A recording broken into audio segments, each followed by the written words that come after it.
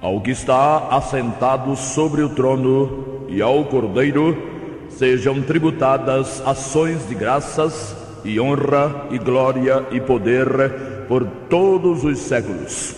Missão Evangélica Boas Novas. Programa Boas Novas. O que jamais passou pela mente de pessoa alguma em toda a história do gênero humano, salvação eterna, vida eterna de graça, sem participação humana nenhuma, é o que pregamos, porque é isso que significa o Evangelho da graça do Senhor Jesus.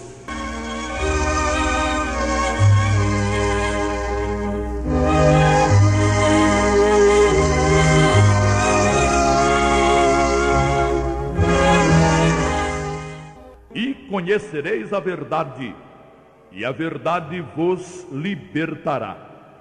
Essa colocação do Senhor Jesus deixou os judeus irritados, e a resposta deles foi: somos descendência de Abraão e nunca servimos a ninguém. Como dizes tu, sereis livres? João 8, 32 e 33. Achavam que, por serem descendentes de Abraão, quanto a eles, não haveria de pairar nenhuma dúvida sobre qualquer tipo de escravidão. Achavam também que já conheciam a verdade. Achavam que, sendo depositários da lei, viviam na verdade. E não era o caso, estando o Senhor entre eles, e continuou não sendo o caso, tendo Jesus ascendido aos céus 40 dias após a ressurreição. Temos dito, mas todos sabem que pretender estar na verdade não significa realmente nela estar ou nela viver. A verdade não depende da intenção e nem da boa vontade de ninguém. E quando se trata de tratar das coisas eternas, o padrão é o padrão de Deus. E como Deus não é Deus de confusão, 1 Coríntios 14, 33, sua verdade, seu padrão, não haveria de estar dividido em N facções, dando vez e respaldando cada facção, o que decidiu alguém lá para as tantas em seus devaneios. Sempre que nos deparamos com teses, com dogmas e doutrinas que se voltam contra o que afirmamos, ou que pretendem refutar o que esposamos, tomamos a nosso encargo a obrigação de destruir tais teses, tais dogmas, tais doutrinas, sob pena de ter que considerá-los, pelo silêncio ou pela omissão, legítimos, circunstância na qual abraçaríamos aquilo lá, por se tratar da verdade. Em outras palavras, se alguém não consegue refutar e desmanchar aquilo que se opõe à sua verdade e à sua fé, então está de braços com uma falsa verdade e sua fé já era.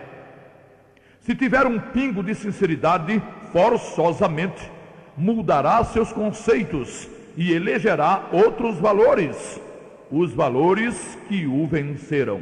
Ora, se provado foi que aquilo em que confiava não merecia confiança, fazer o quê?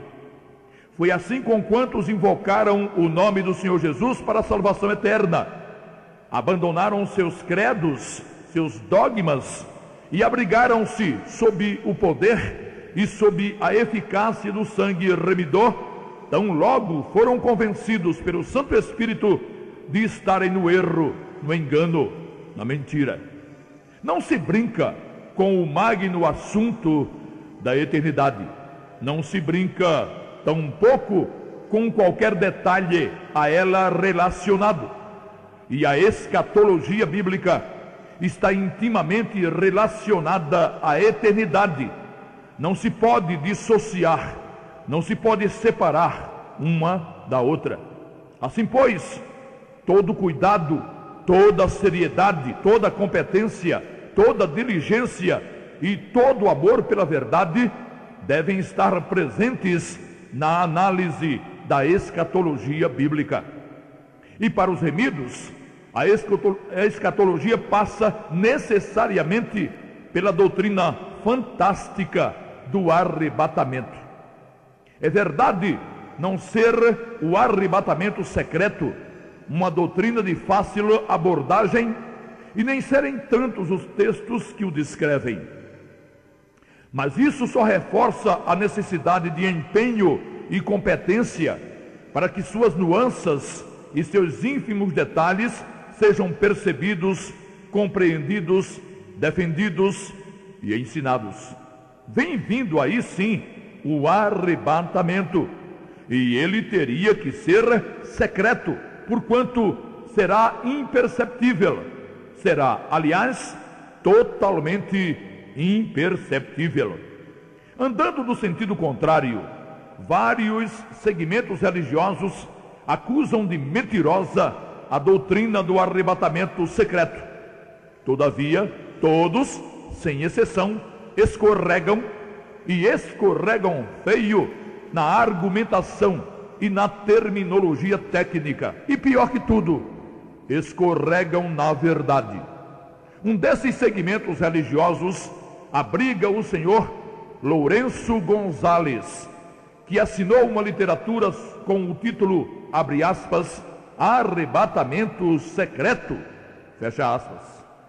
A literatura é de publicação da Cruzada A2 de Evangelização, e o religioso começou sua argumentação citando Mateus 24, de 40 a 42, que registra a seguinte afirmação do Senhor Jesus: Então, estando dois no campo, será levado um e deixado o outro.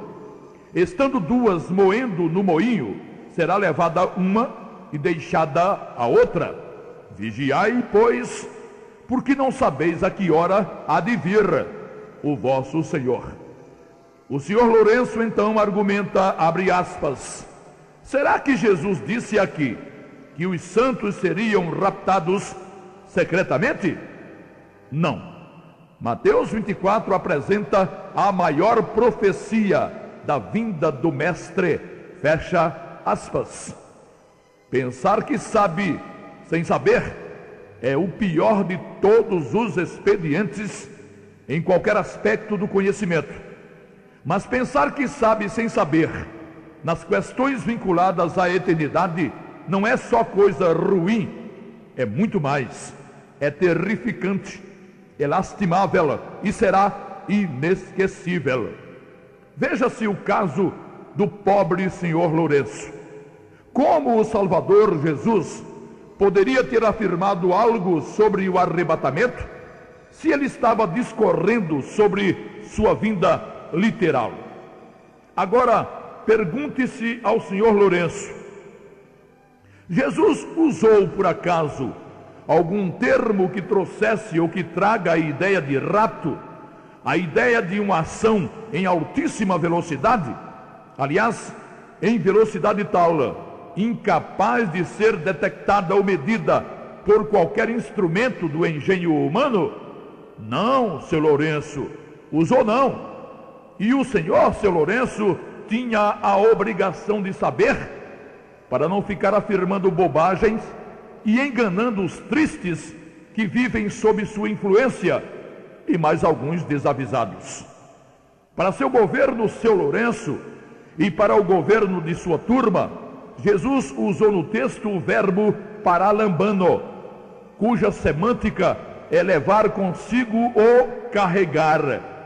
Para explicar a ação dos anjos, esse era o verbo correto. Claro, quando o Salvador vier em glória, enviará os seus anjos com rijo clamor de trombeta, os quais ajuntarão os seus escolhidos, os judeus, desde os quatro ventos, de uma a outra extremidade dos céus. Mateus 24, 31.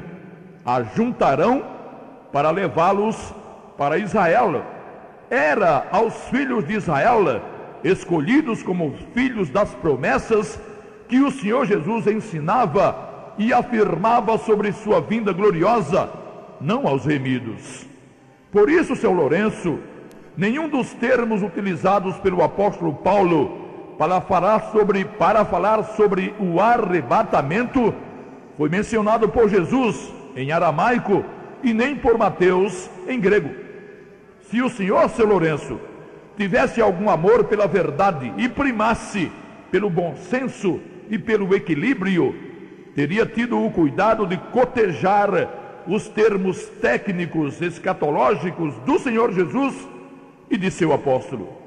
Verificaria que, enquanto o Senhor Jesus usou airo e paralambamo para referir-se ao dilúvio e à sua vinda gloriosa, Paulo, na primeira carta aos Coríntios, capítulo 15, e na primeira carta aos Tessalonicenses, capítulo 4, fez uso de átomos, momento de tempo indivisível, ripé, piscar d'olhos, eis aera, nos ares, não nas nuvens, e menos ainda na terra, mas nos ares, e por último, arpazo, raptar ou arrebatar, coisa bem diferente de levar consigo ou carregar.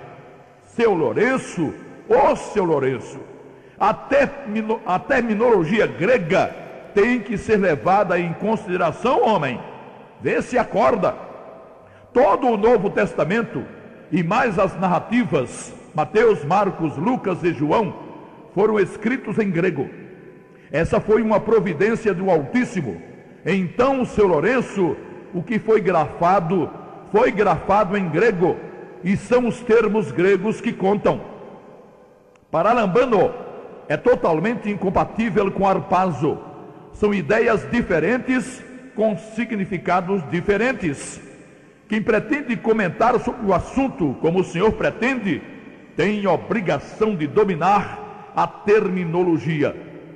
Para mostrar que é mestre na arte de errar, o senhor Lourenço afirmou também, abre aspas, na destruição de Jerusalém, quem estava alerta, Mateus 24, 15 a 20, fugiu e se salvou. Nenhuma daquelas pessoas foi arrebatada. Fecha aspas. Seu Lourenço, que ocasião fantástica para o senhor ficar calado. Mas achou de falar, aí se atrapalhou todo e passou os pés pelas mãos. Um sofrimento só. O texto citado, seu Lourenço, não dizia e nem diz respeito à destruição de Jerusalém e do templo no ano 70, não, seu Lourenço. Sabe por quê, seu Lourenço? Porque nem Tito, nem seu exército violaram o lugar santo do templo. Eles realmente destruíram o templo, mas não o violaram, como aconteceu com Antíoco Epifânio no tempo dos Macabeus, entre 169 e 165 a.C. Antíoco, sim, colocou no lugar do contínuo sacrifício um sacrifício espúrio, e no pátio do templo uma estátua de Júpiter Olimpo, tendo aquilo durado por 2.300 tardes e manhãs, ou seja, por 1.150 dias, ou por 3 anos e 55 dias. O contínuo sacrifício ordenado por Deus aos filhos de Israel, Êxodo 29, de 38 a 46, e Números 28, 3 e 4, deveria acontecer o primeiro às 9 horas da manhã e o segundo às 3 horas da tarde. Mas, por exatas 2.300 vezes, ele não aconteceu, até que os israelitas, liderados por Judas Macabeu, conseguiram libertar o templo da abominação imposta por Epifânio. E como isso aconteceu no dia 25 de Quisleu, que corresponde no calendário gregoriano ao mês de dezembro, os judeus ficaram comemorando esse como o dia da dedicação, isto é, como o dia da dedicação do templo. O Senhor Jesus, inclusive, se fazia presente em tais comemorações, como está escrito: e em Jerusalém havia a festa da dedicação, e era inverno, e Jesus andava passeando no templo no alpendre de Salomão. João 10, 22 e 23. Tito, pois, não cometeu qualquer abominação no templo, como o Senhor sugere ou sugeriu, seu Lourenço. Quem irá cometer novamente será uma estreia na metade da semana profética que consumará a profecia de Daniel 9, de 24 a 27. Assim, por 2 vezes aconteceria a abominação da desolação. A primeira, através de Antíoco Epifânio, antes de Cristo, e a segunda, através de Maitreya, a besta, o anticristo, antes da vinda gloriosa do Senhor e após o arrebatamento. E foi a essa segunda vez que o Senhor se referiu. O texto citado pelo senhor, seu Lourenço, Mateus 24, 15 a 20, está incompleto. Falta-lhe o contexto imediato. O senhor, seu Lourenço, agiu como agem todos os sofismadores, na mais absoluta má fé.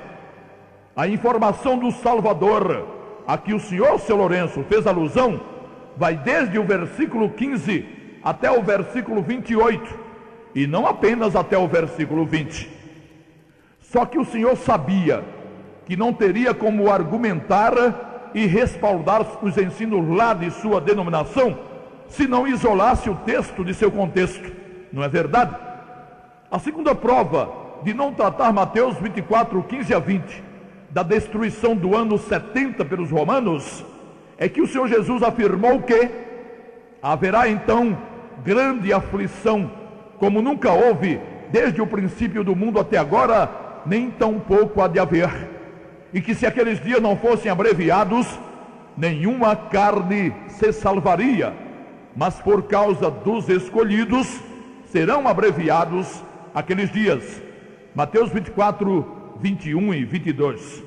O Salvador disse: nenhuma carne se salvaria, isto é, nenhum israelita continuaria vivo na carne, para então poder entrar no reino milenar.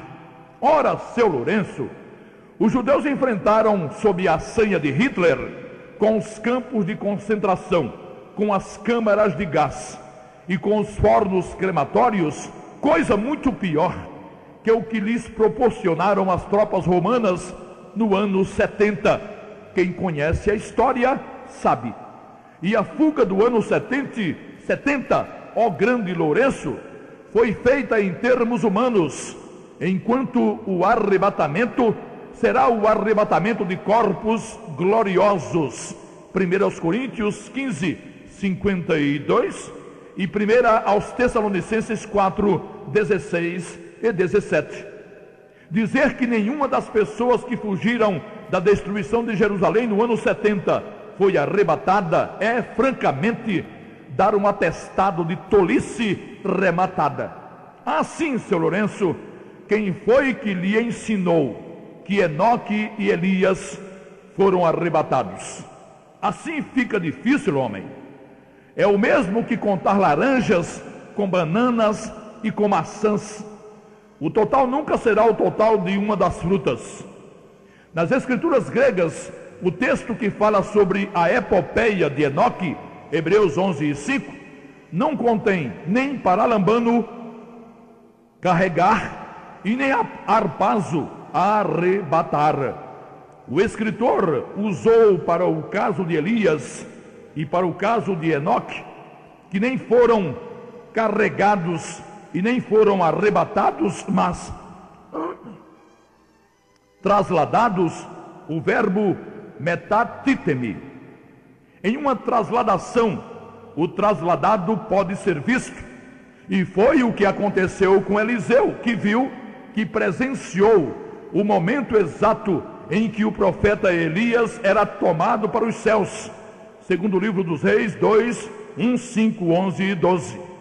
Exatamente por isso, ó seu Lourenço, o verbo utilizado foi metatíteme e não paralambano, e muito menos arpazo. Não é de admirar que pessoas assim, como o senhor Lourenço, falem mal da doutrina do arrebatamento secreto dos remidos. Não sabem coisa com coisa, não examinam as escrituras com reverência e respeito, a fim de adquirirem os conhecimentos necessários. Pelo contrário, fazem tudo para preservar e honrar as doutrinas de suas denominações ou grupos, sem se importarem com a verdade do eterno, dá nisso.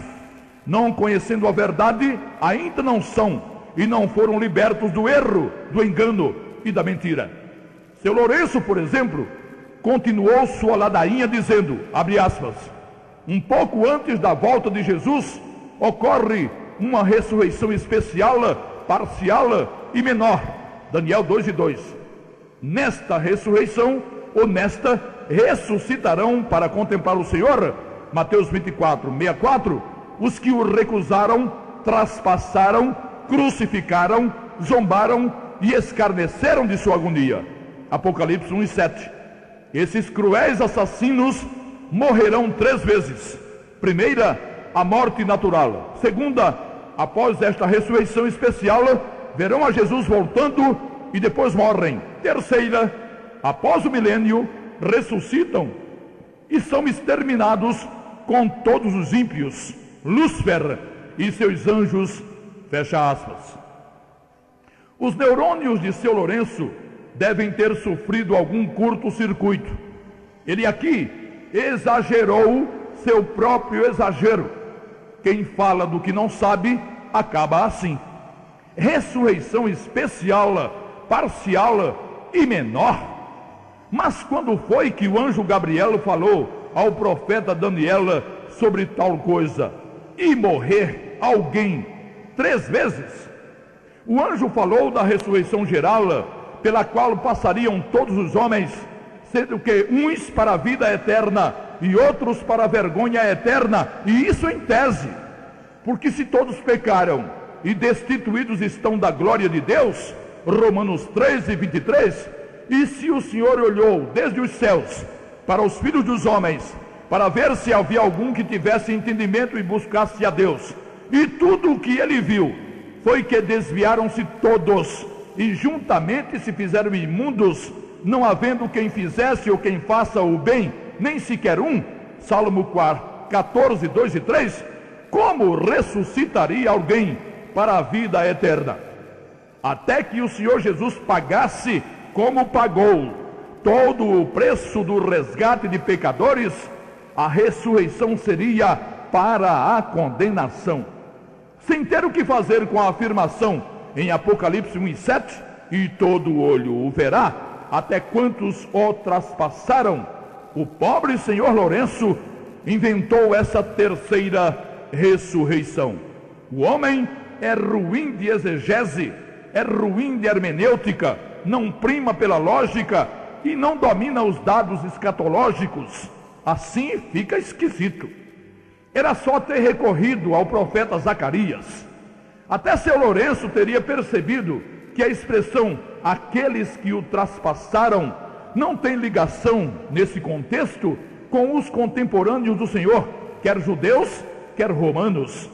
A Zacarias foi revelado peso da palavra do Senhor sobre Israel. Fala o Senhor, o que estende o céu e que funda a terra e que forma o espírito do homem dentro dele.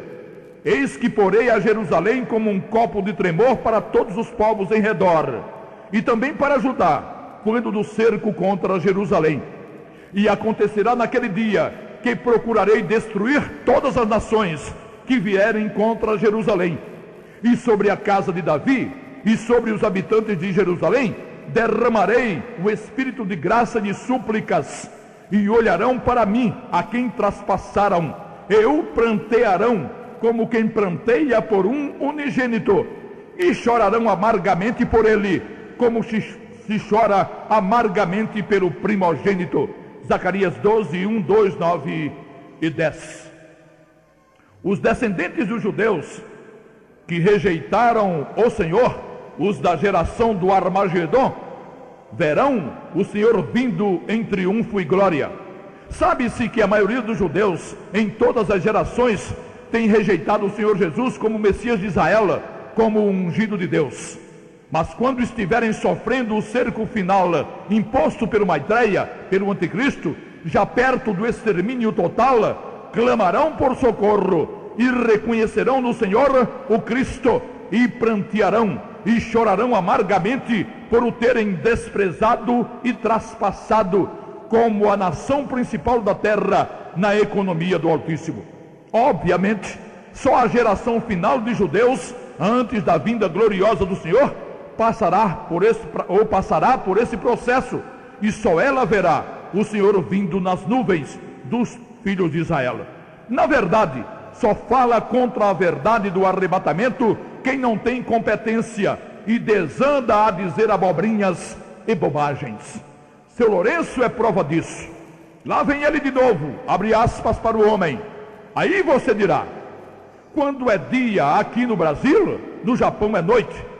Como então todo olho verá Jesus voltando? Não duvide, Deus esticará a terra se preciso for. Fecha aspas. Seu Lourenço é uma figura. Só faltava essa: Deus esticara a terra. Calma, seu Lourenço. Mas é isso mesmo. Um religioso, para salvar a pele das doutrinas de sua religião, é capaz de tudo. Agora, dizer que Deus poderia esticar a terra também já é demais. Seu Lourenço não para e chama Satanás de Lúcifer. Ora, Lúcifer é um termo latino cujo significado é de anjo de luz. E tudo o que Satanás não é anjo de luz. Anjo de luz ele foi até a prevaricação. Dali em diante, transformou-se em Satanás, em inimigo. Lúcifer é latim, e as escrituras foram grafadas em aramaico, hebraico e grego, não em latim. E conhecereis a verdade, e a verdade vos libertará. Só a verdade liberta. Conhecesse o senhor Lourenço a verdade, e não cometeria erros tão grosseiros, tão crassos, tão infantis. Mas ele prefere seguir lá os ensinos de ninguém nem sabe quem, e continua escravo e servo do engano, do erro, do engodo e da fraude. Pior para ele, haverá sim, senhor Lourenço, um arrebatamento, e ele será secreto. O senhor, seu Lourenço, só saberá da notícia e o sentirá na pele quando der pela falta de pessoas ou remidas ou inimputáveis de seu círculo familiar e de sua amizade. Quanto a você, dileto e precioso ouvinte, não se deixe envolver por fantasias religiosas de quem quer que seja. Só o padrão de Deus deve ser levado a sério no magno assunto da eternidade. Agora pondere: quem erra tanto em escatologia há de estar certo e, na verdade, na soteriologia, na doutrina da salvação eterna, do dom gratuito? Por certo que não. Quem crê nisso, em que crê o senhor Lourenço, crê também na salvação gangorra, ora sim, ora não, na melhor das piores hipóteses. Como é? É suficiente para você conhecer a verdade? Se assim for, então invoque o precioso nome do Senhor Jesus, porque o resto Ele já realizou por você. E pode ter certeza, Ele não precisa de nada de sua parte para torná-lo remido e remido para todo sempre. Aos remidos conscientes, graça e paz.